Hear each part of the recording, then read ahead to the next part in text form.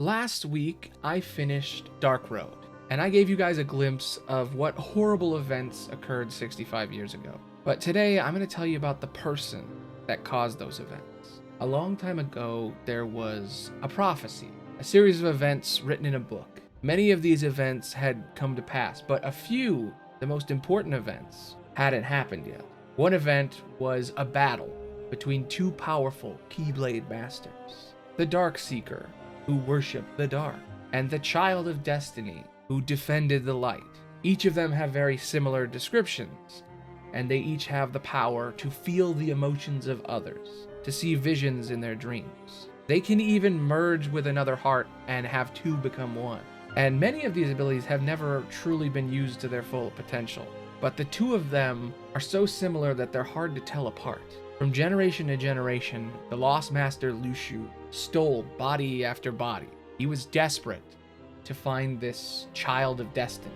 Two students showed potential, a boy named Baldr and a boy named Xehanort. Baldr had the power to feel others' feelings, but this super empathy was a curse. Not only could he feel the good memories, but he seemed to absorb all the hate and sadness around him. He mistakenly believed that this darkness he felt was his darkness, and he was so wrong. This constant exposure to evil drove Baldr to develop a terrible philosophy. He believed that all people could be generalized into two groups, those with only light and those with only darkness. He was wrong. He assumed that the dark he felt was his, and that others didn't feel this way.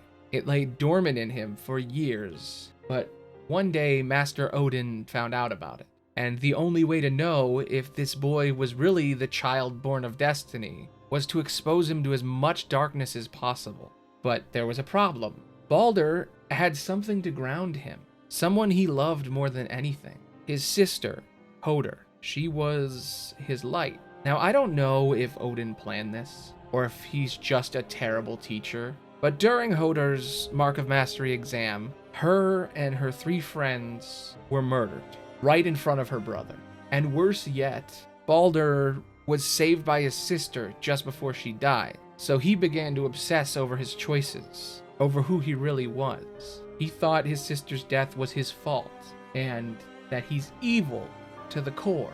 His heart began to fully darken, and he became possessed by true darkness, a force that the current Keyblade wielders had never seen before.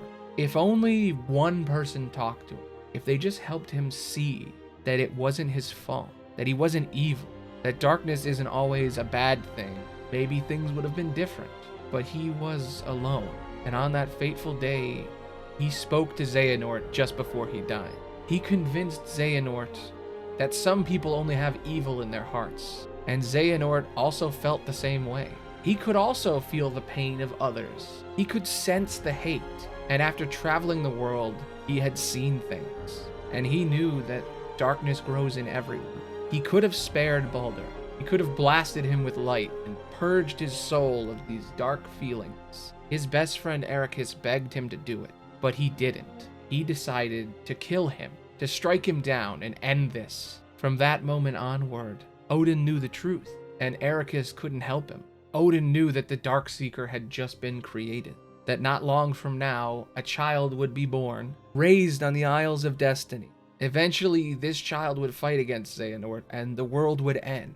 Odin was broken, Baldr was dead, and during his rampage, Baldr ended 6 students' lives. One by one, he took them down when they least expected it, and in the end, Xehanort struck him down for it. Xehanort could have been the Child of Destiny, and so could have Baldr, but other people didn't help them.